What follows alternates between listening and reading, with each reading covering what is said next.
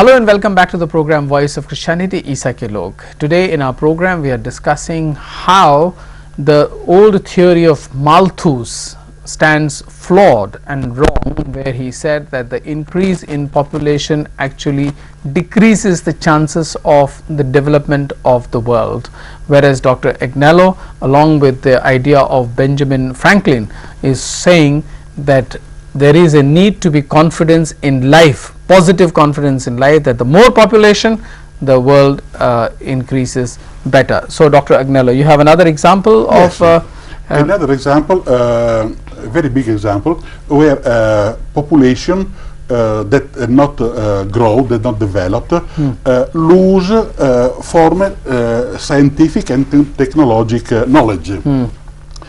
May I turn and yes. show the map? Yeah. Look at the continent of Australia here. Yeah. And the Aborigines of Australia came to Australia roughly 50,000 years ago. And then there were a population of Aborigines also in Tasmania. Today, Tasmania is separated by Australia, but some 10,000 years ago, the continent was united because the sea level was different. Yeah. No? Anyway, the people of Tasmania, there are a few hundreds, no more than that. They do not exist anymore now because the English killed them in order to let sheep grow in the. Apart from that, their knowledge of technology was very, very low. They could not light a fire. They did not use the bow. The stone they used was very, very primitive. It was much more primitive than the other Aborigines of the continent that were related, clearly related.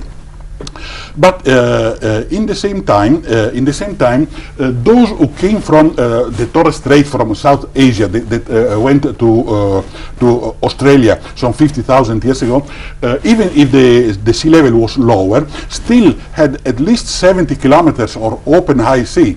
The sea that they had to cross, and some people, even a few families, if you want, that crossed such a large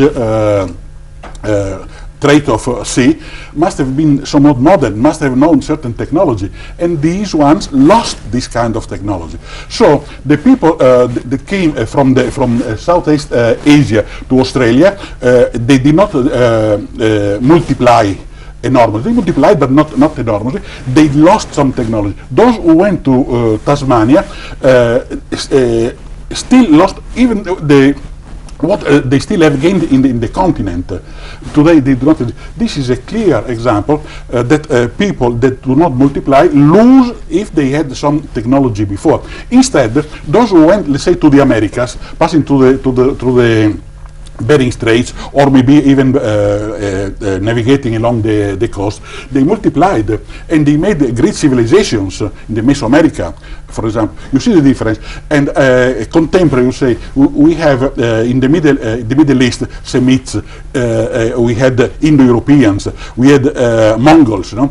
Instead, according to different parts of the world, they multiplied, they had different, and they produced great civilizations. Instead, those who did not, they shrank, they disappeared. Some of them we do not know, but some of them remained in the Andaman Islands, or we remain even in little minor groups, limited in number in Africa today, almost the same as the Tasmania, so you could say.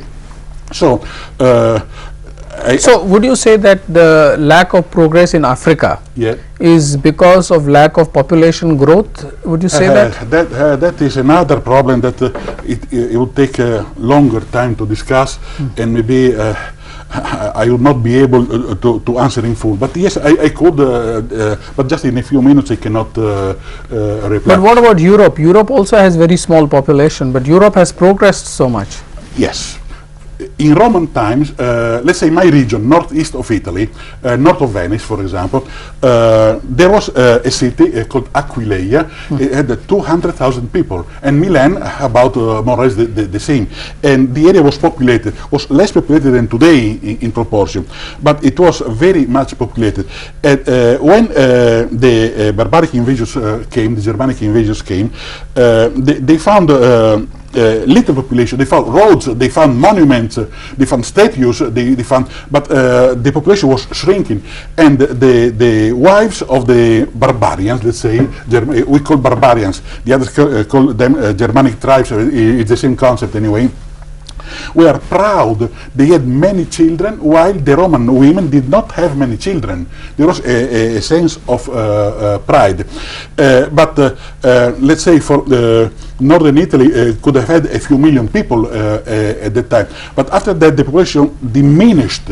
Diminished the population, diminished even the knowledge. Instead, the others, let's say the Lombards, the other Germanic tribes, that were barbarians, but they were fertile. They were in a no, but what about the development? How did you explain that Europe has developed so much even though their population is less? No, wait, it's not less population.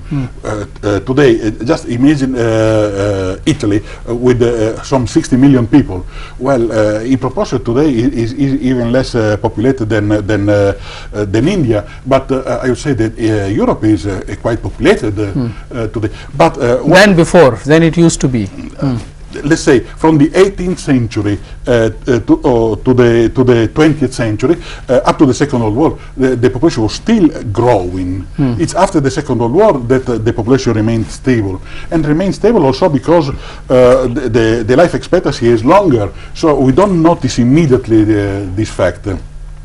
But even in preceding epochs, when we have to talk about hundreds of thousands of people during the Middle Ages, you notice that a town that grew from nothing to 100,000, 200,000 people, that was a great development. That was manifesting its genius in poetry, in science, in the economy, everything. No, I would need more time to go into all these kinds of details. But in any case, we notice when there is progress, I mean progress is something you make from nothing or from experience of the others, no, always occurs in a period or following a period, but related to the period when the birth rate was high. And we have the other side that when the population decreases, when the birth rate diminishes, you lose even technology.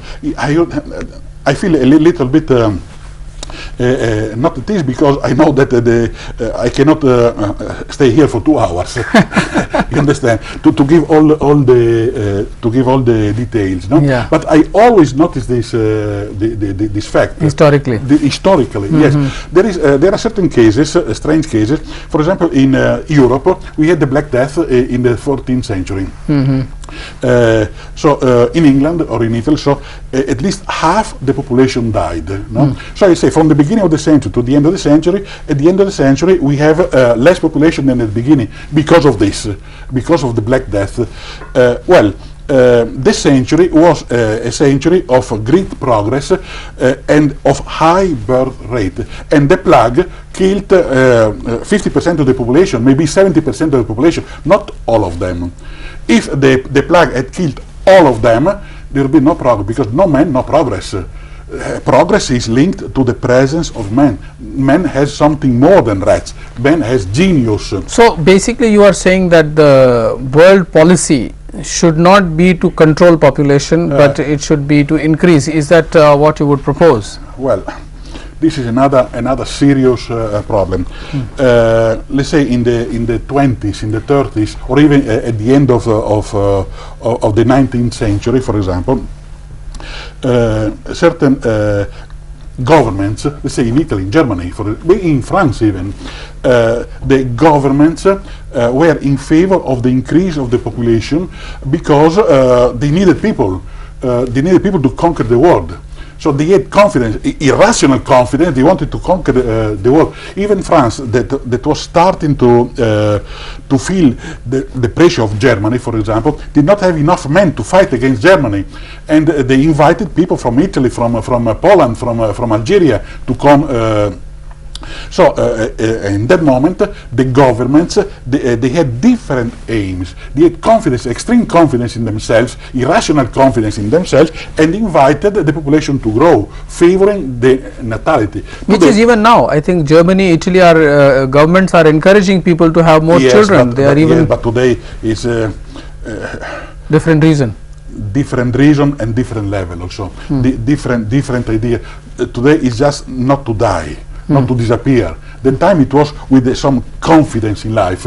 With let's say one country, one population that feels superior, that wants to conquer the world. Their confidence. This confidence is irrational, of course. It's not good. But there is this kind of confidence. Today is just to survive. If there are no children, no native children in the country in 50 years will disappear. And other peoples will come, and the people that will come, if they are integrated, but sometimes they come, they don't want to be integrated. They want to supplant. You notice the town of Constantinople, no, and Turkey. It was Asia Minor, no. It was Greek and Christian. Constantinople was Greek and Christian. It was the military conquests. Yes, of course, but it was also the decrease in the population. They make Constantinople from Greek and Christian, Turkish and Muslim. You understand? Yeah, I think Dr. Agnello has told us something very interesting, and as I said in the beginning of the program, that if there are two countries currently which are progressing very fast at 9% to 11% GDP per year, these are China on the first place and India on the second place. And remember, these two countries are the countries which are most thickly populated countries in the world, and everyone is looking towards these countries because these countries now have got labor force, and probably this is the mistake that many countries have made by controlling their population, or including India. And therefore what Dr. Bertello is saying, that there should be confidence in life, we should promote life, we should promote people, so that the more people there are, the more progress there will be. Unfortunately, we have time only for so much today. If you would like to write your responses and reactions to our program, you may write to us on the following address.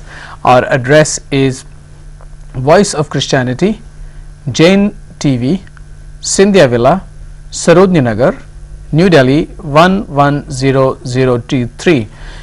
Please note that we have changed our email ID, and if you would like to write on email, please note this new email ID which is also on your screen, but please note it is cibdelhi@gmail.com. Please note the email address once again, cibdelhi@gmail.com. Your comments are most welcome. Until we meet next week, goodbye.